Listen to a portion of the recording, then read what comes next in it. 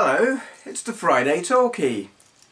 It's been quite an eventful week. Xbox One and PS4, E3, and other related stuff.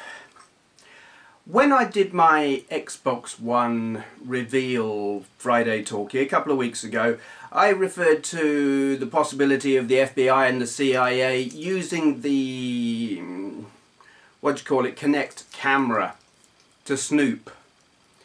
And I had at least one person say to me, "Don't be bloody ridiculous, stop the conspiracy crap, speculation, blah blah, just stick to the facts, blah blah." I basically told that person to piss off and block them because they were being a dick. But anyway, Prism.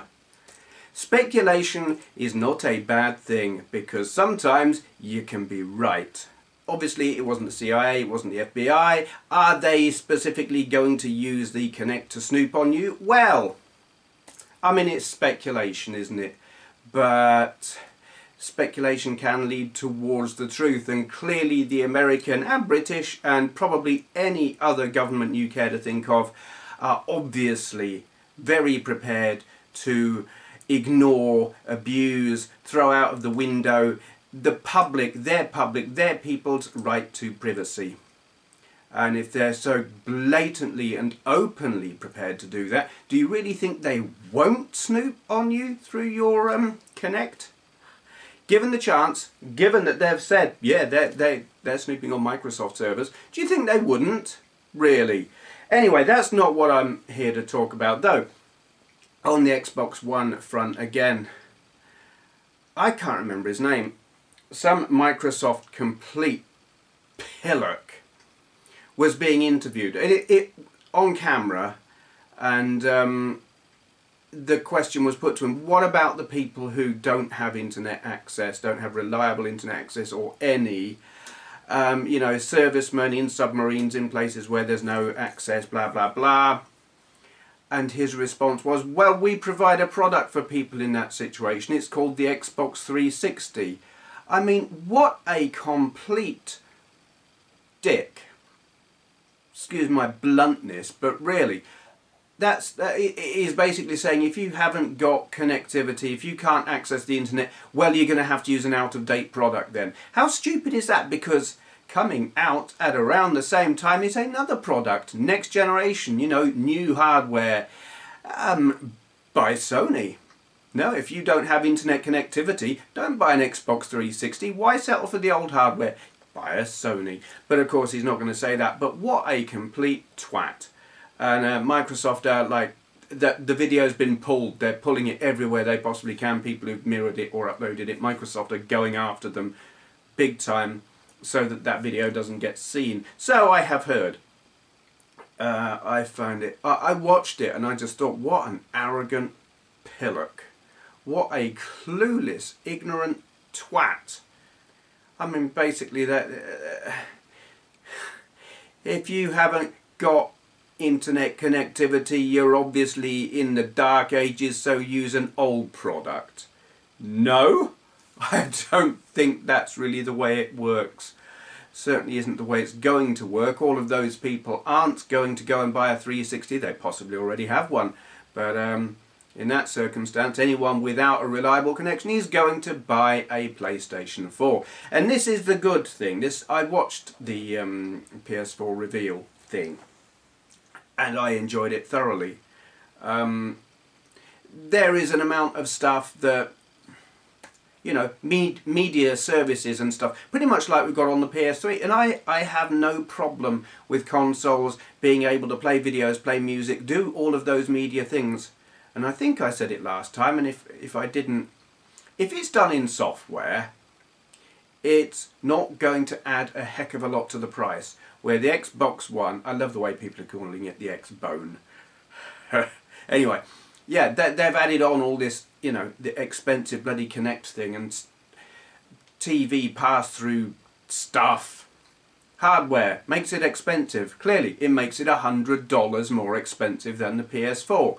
For stuff that as a gamer, I think a lot of gamers really don't give a crap about. I certainly don't. Anyway, So, yes, the PS4 will have the media stuff, you know, where you can watch films and TV and stuff over your broadband, if you're fortunate enough to have it. But that's not, it's neither here nor there. As I said in my Xbox reveal, blah blah, Friday Talkie, the graphics and processing power of these consoles is impressive. It was always going to be. It was never in question. And they showed some game clips and they look good. But that's not the point either. That it was always going to. The really key important bit, and Sony knew this when they referred to it in their E3 conference thing, the ability to play used games will be unrestricted by Sony. Third-party developers might be able to add restrictions. That's up to them. That's always been the case. That is nothing new. You have it on PCs, you have it on the PS3 with your, what was it, well, Battlefield 3, where you've got an activation code to play online. There was another one, Resistance 3, didn't that have some kind of restrictions on it? I didn't buy it. And there's the thing. It puts it into the hands of the developers, and that allows some flexibility, where if the hardware has built-in DRM restrictive controls, blah blah, that's it, it's in there, you're stuck with it. There will be some fluidity, I imagine, in the gaming developers, publishers market. They will try DRM, they will add restrictions, some of them maybe stick their toe in the water, see what happens. And hopefully the reaction will be so negative that they will find that it's not actually viable. That's happened in, was it the PC market? Certainly certain games in the current generation, they have, some companies have tried adding limitations and then pulled out because it harmed them. So there's that. There will be no requirement to be online and check in every 24 hours. They're not doing the whole restrictive, we're going to control everything you do bullshit that Microsoft are doing, and they made a big point of making sure we know that. And I watched the show, the video of the E3. I didn't watch it live, I wasn't sitting up till 2 in the morning to watch. I watched it, and when the guy was saying about all of this, the audience cheered. And this was not the fake Microsoft staff cheering in the background that you got at the Xbox reveal, because that cheering was fake, it was later proved. This was a proper cheer, you know, this was proper real people who hadn't been paid to be there were really pleased. None of this stupid restrictive bullshit. There is Sony were kind of evasive in that they didn't, paying for online play. They were kind of devious in how they didn't announce this.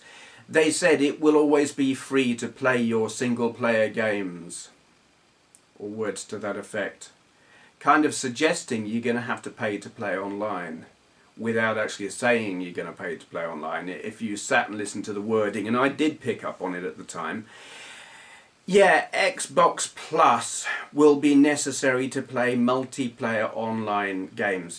There will be some interactivity and usage of online features for some games, but if you want to do head-to-head multiplayer online battles, probably Battlefield and Call of Duty and all that sort of thing, you're going to have to pay for PlayStation Plus. I don't actually have a problem with that entirely. I understand that server time costs money. The servers themselves can't be cheap, processor time, blah blah, and it's, you know, tens of or hundreds of thousands of people requiring processor time and bandwidth. That costs money. I don't have a problem with that in principle. If they're providing dedicated servers. Something that Rich Review Tech said though, there will be or maybe circumstances where you have to, you're paying for your PlayStation Plus to go online and do online gaming, but then you've got to pay again for the developer for their server time, like these massively multi online blah blah MMORPG type things. Will that be the case? I don't know, but it could be. Yeah, if you're having to pay twice, I'd be pretty pissed off at that. Also, I think it's pretty iffy.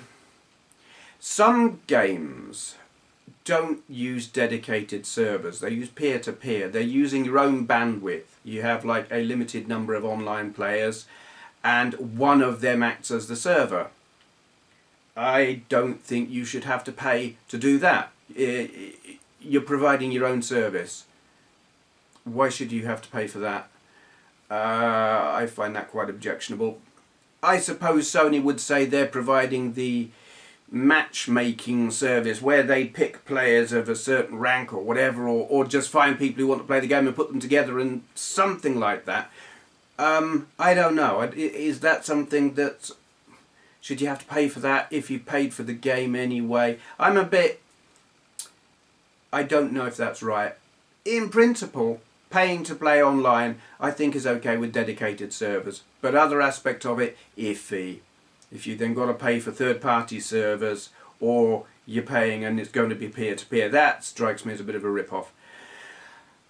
But overall, PS4 kicking ass. It is, of the next-gen hardware systems that are coming out, it's the only one I'm considering. I mean, it's basically the service, or what you can expect from it is like a PS3 on steroids, which is what I wanted. You know, I want to play games, I want to buy the software, and once I bought it, it's mine. I can do what I want with it. It's the same, but better. That's what I want. That's what they're providing. I will buy one at such time as I have the money. I will probably wait for, if not the first, quite possibly the second price drop. So we're looking 2 or 3 years down the line for me before I'm looking at buying one. But yeah, I will say right now, I'll buy one. I would not... There was never a question of me buying an Xbox One. I didn't buy an original Xbox until... Well, I picked one up at a car boot sale for £10. I did not and will not ever buy an Xbox 360 because I think they're an unreliable sack of shit. And XBone, no, not ever, never. They have destroyed, or they will destroy their own retro value. You know, once it's no longer a product that is being supported, how do you play your games? Because it's built into the game that it has to be checked on the server that it's an original copy. Well, if that server's not there, you can't play it. So, you know, here I am with my 30-year-old Atari and I can play it no problem. 30 years from now, can I play the Xbox One games? Doesn't look like it, does it? They might release a patch so that the games that are on the disc on a console don't have to be checked, but you can't then go out and buy a second-hand... You couldn't go and buy a disc. The disc isn't patched, you plug that in, all the servers are gone, useless.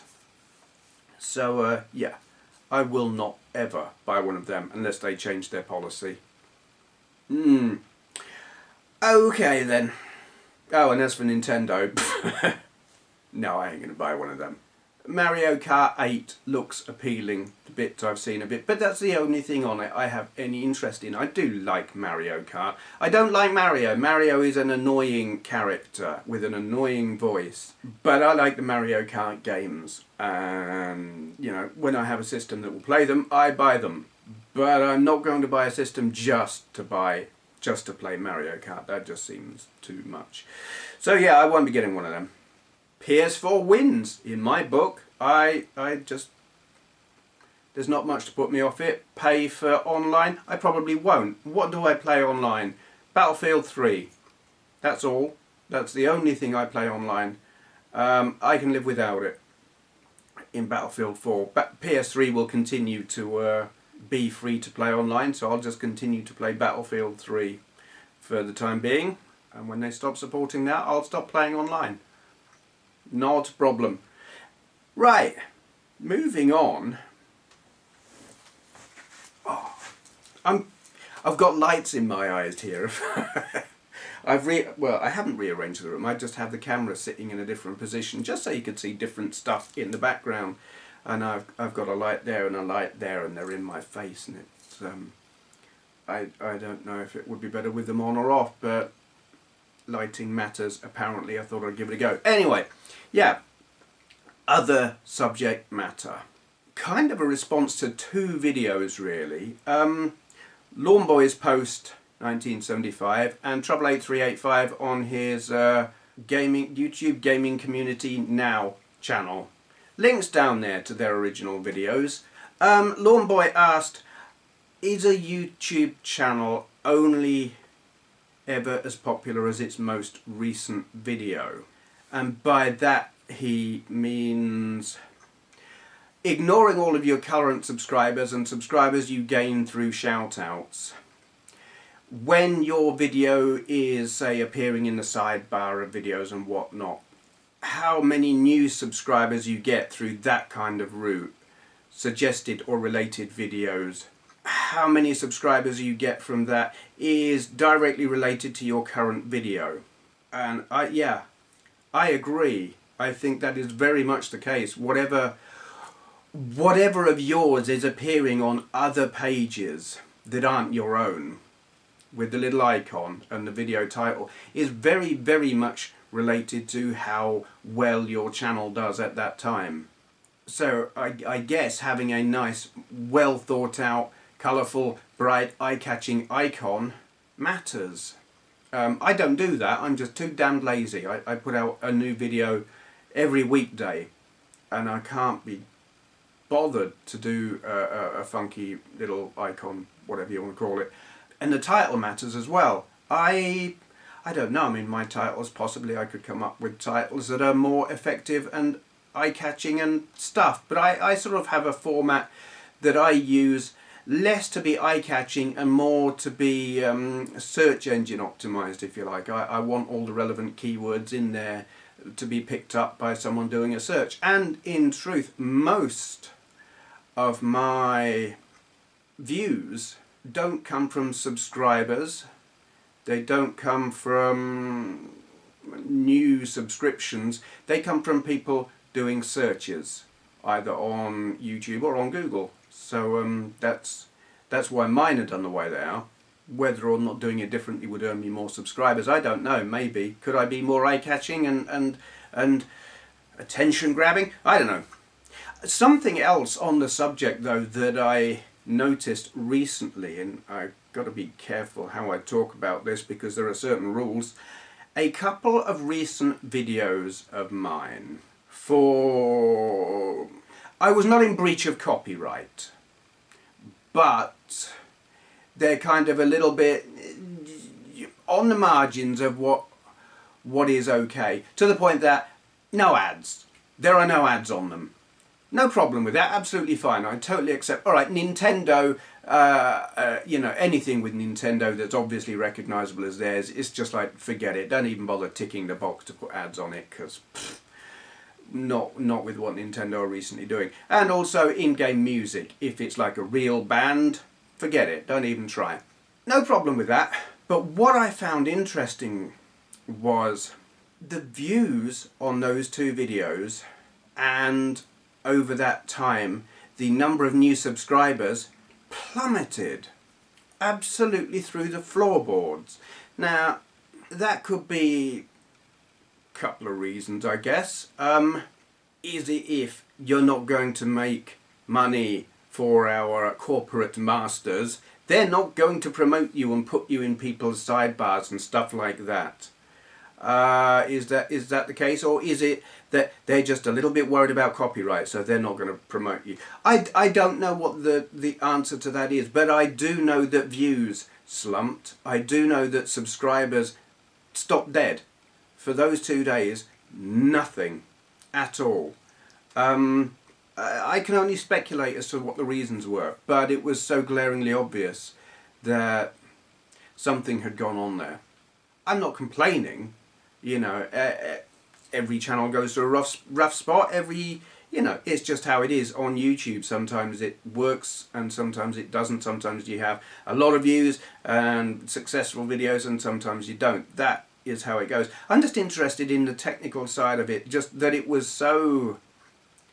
There was something going on there. There was some kind of mechanism that said, these videos are not going to get out there. They're not going to get noticed. And that coincided with borderline copyright kind of... no strikes, no warnings, nothing said whatsoever. Just no ads. So, I don't know. Interesting one. And that, it just seemed worth... With Lawnboy's post video, you know, his question, are you only as popular as your most recent video? Yeah, and sometimes even more than you would expect, I think. It's not all just about eye-catching, it's about, is YouTube going to... I don't know, is it a case... Is it just a coincidence? Are they just not promoting it, not making it appear anywhere, or are they actually consciously hindering it and making it not appear in people's subscription box?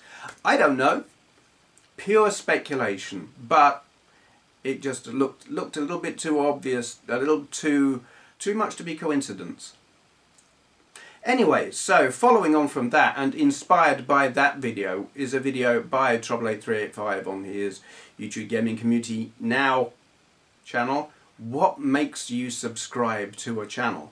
He was referring to how people will see a video out of context from a given video maker, and they'll see that and think, oh, that's great, I'll subscribe to that, when it may not actually be representative of that channel.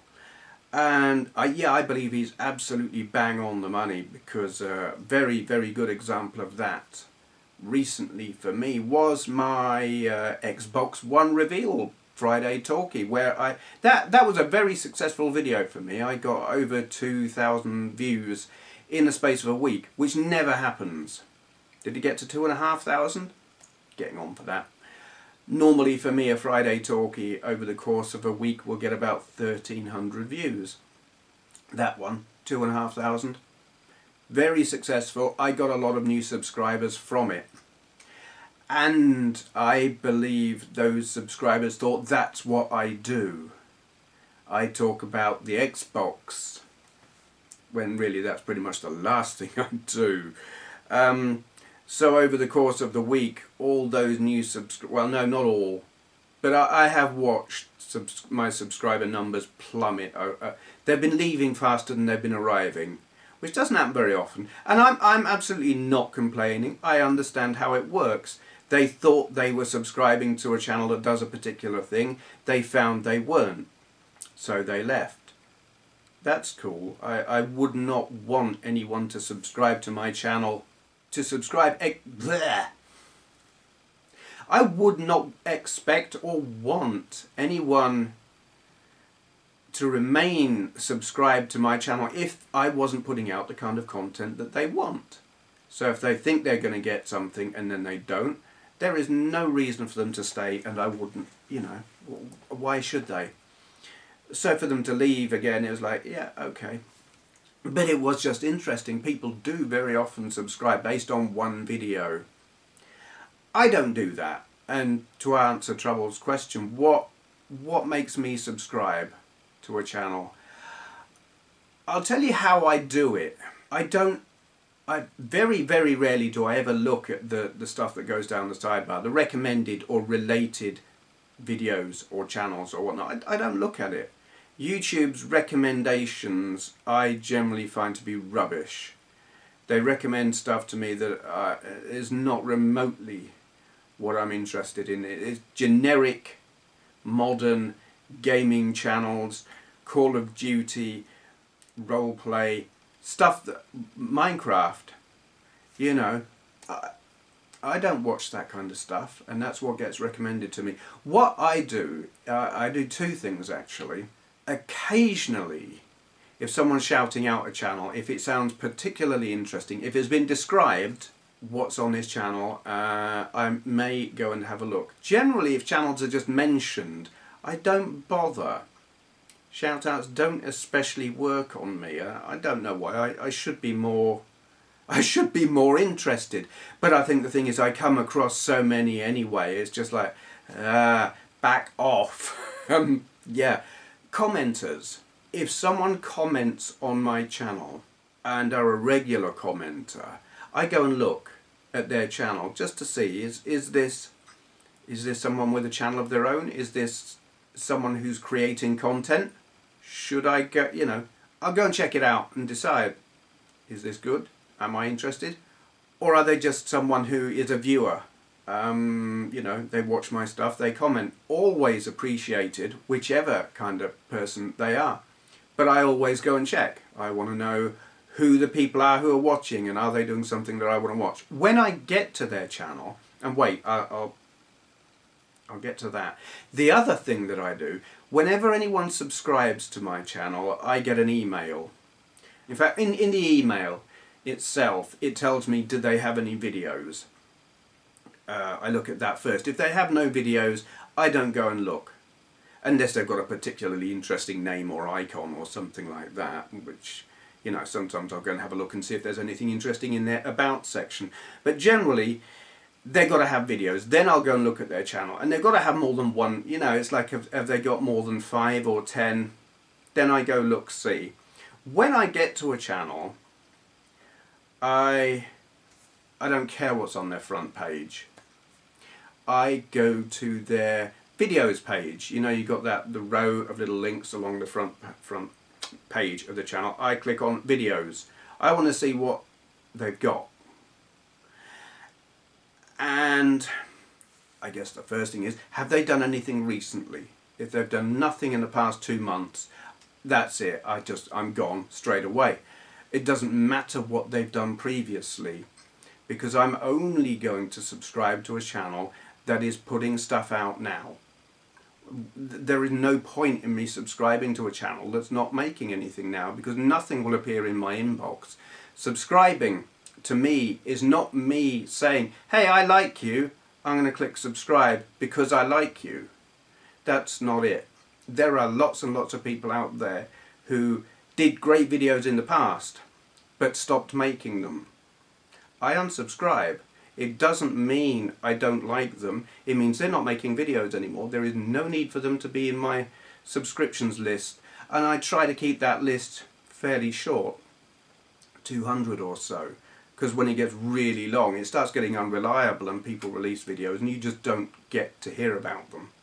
So I keep the list short. If a channel's not putting out videos, I unsubscribe. Mostly. There are 1 or 2 that I'm still subbed to because they're particularly good friends. So, yeah, they've got to be doing stuff currently. They've got to be doing it regularly. Like if it's like 1 video this week but nothing till 3 years ago, I'm not going to subscribe to that. And then it's, what is their content? If they are doing gameplay videos with commentary, then it's all down to their style and their voice. Do I find their voice pleasing to listen to? Because some people they can have a fantastic style, they can have fantastic production values, but they've got a voice like scratching nails on a blackboard. And I'm sorry, but I can't, I'm not going to subscribe to that. It's got to be good to listen to. It's got to be a pleasurable experience. I mean, what? I don't do YouTube to educate myself. I don't watch other people's videos to educate myself. I can do that with Wikipedia or anything else. I watch YouTube videos because I want to enjoy the experience. I want to be entertained, ultimately. I'm far more on here watching to be entertained than to be informed, for the most part. So, yeah, what are they like? Voice. What they look like, I don't give a damn what they look like. They can be as ugly as a bucket full of monkeys' arseholes if they're sitting on camera. I don't care, but they've got to have a good voice and a good manner. But, yeah, gameplay, that's always a bonus. Are they doing vlogs? Are they talking about gaming? I will sit and listen to that. I enjoy that kind of thing. One of my favourite vloggy, chatty kind of things, actually, well, there are 2 really. I like Dave Webster's Weekend Waffle. and I like Jurassic Junkies Friday Night Rant. They're great. So I will always sit and listen to that. And Shemuzo does that kind of thing really well as does Lawnboy's Post. Obviously, I mean, I never know when he's going to do one, but when he does one, I watch and listen because he's great. That kind of thing I will always stop and watch and listen, and if I like the way they do it, because it does come down to personality, then I subscribe. And then you've got your pickups videos, and some channels do nothing but pickups. And they might be great people, they might be really nice people, they might have a really good style and a good voice and good manner and everything, but I still ain't going to subscribe if that's all they do, because I just don't give a crap about pickups. I don't care how much information they put into it. I just don't care. I don't know, I can't tell you why. Maybe it's because I've just got so much of this stuff myself. It kind of, to me, it becomes meaningless. I generally don't do them myself because I don't see the point.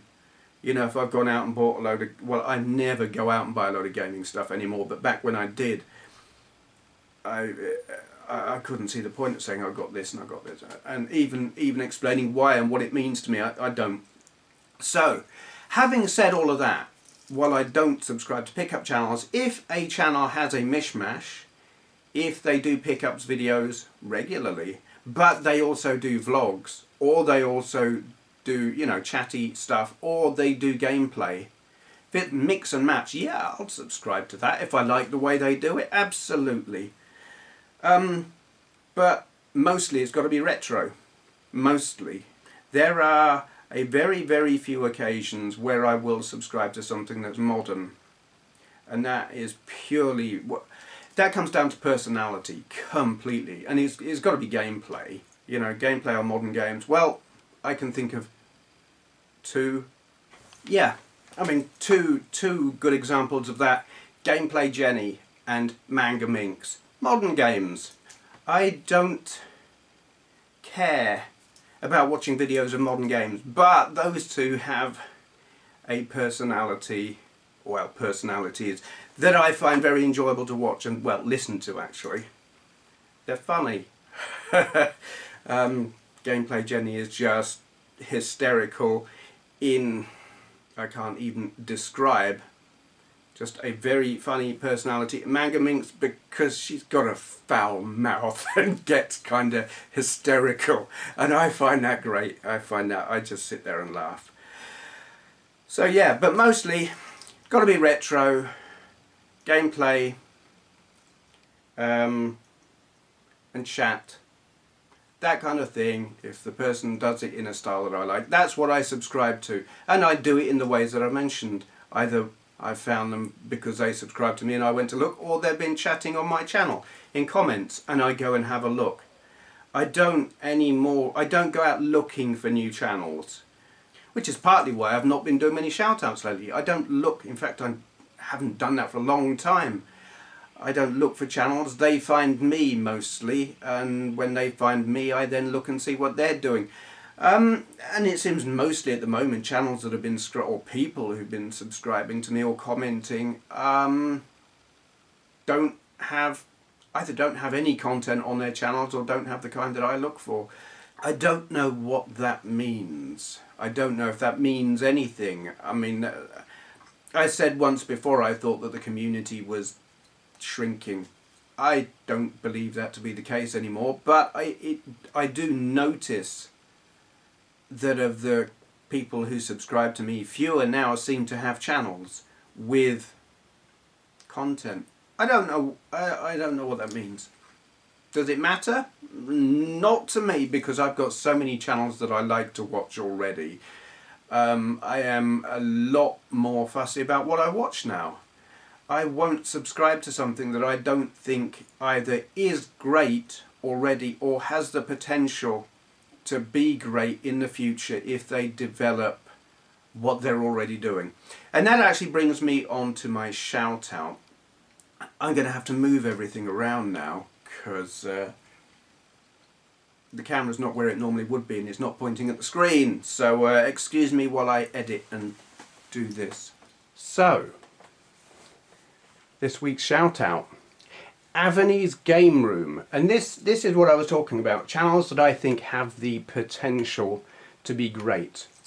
At the moment, he is developing, I think. He's not been doing it very long.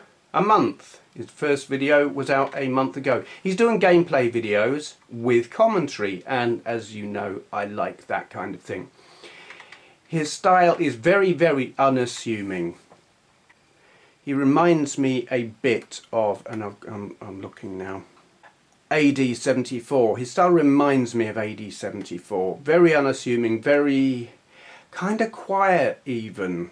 No, there's no excitability there. He plays the game, he talks about it, and I like it. He's got a relaxing and relaxed style.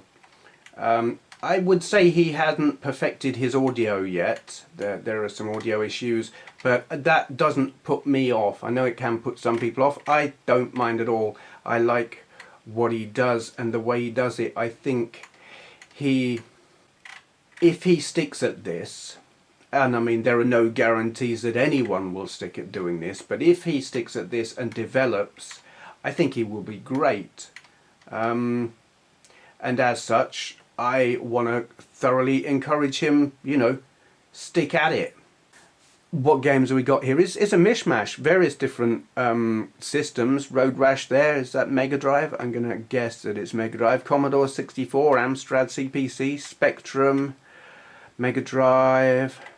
Yeah, so you've got an Amiga. You've got a variety of systems there, and he just, I don't know if he randomly picks a system and then plays a game. I don't know, but he plays it, he talks. Is he talking live? I'm not sure, actually. I don't know if he records it and then puts the audio on later, or I think he does. Anyway, speculating, guessing, don't know. He's on 6 subscribers at the moment. I do encourage you to go and check him out, and if you like what he's doing and how he's doing it, subscribe. That is AveniesGameRoom. Okay, so what have I got coming up? I ain't got a clue. More of the same, I have to say that. I've still got the Amstrad CPC out here, so expect some more games from that. It's an awkward beast of a machine, this one. Tuning it into the TV is awkward. I'm using the VCR, but that in itself is awkward. Loading the games, it's not entirely reliable because the tapes are bloody ancient. I was trying to do some Dragon 32 games, but I couldn't get it to tune. Well, either the TV wouldn't tune into it properly, or there's a fault with the Dragon because it kept switching from colour to black and white. But it used to work when tuned in on my cathode ray tube TV in the other room. It just needs a really fine tuning to hit that sweet spot where it locks onto the colour. I'm going to have another go at some point with the VCR. Manual tuning, it wasn't working. But then manual tuning the Amstrad also wasn't working. So I automatically did the whole automatic setup of the VCR with the Amstrad plugged in, and it worked. It locked onto the signal, mostly, except for the occasions when it dropped it and went blue. But anyway, I'm going to try that with the Dragon, see if it works, because I'd like to do some more games with that, because I like it. Other than that, I don't know, I might chuck in the odd DS game again, or PSP, because it's easy to do that. You know, I don't have to set up another system, and it's small in here. It's harder to set up a system because I have to put it on the little desk that I also use for my keyboard and mouse on my PC that sits behind me. So it is more of a palaver to set up a system in here than it used to be. So sometimes I don't want to mess about, and then doing a handheld is convenient. So yeah, there may be some of them. We will see. Other than that, I don't really know. Not a clue. I make it up as I go along. I mean, that's always been the way with this channel. I don't plan anything. in an organised manner. I might, you know, a day or two ahead think, oh, what am I going to do? And sometimes I don't. I just come in here and pick a system and play it. Scripting, planning, preparation, research, all of these things are alien to how I do things, which is why it's all done so badly. So you can see what it looks like. I'm going to shut up now. Thank you for watching.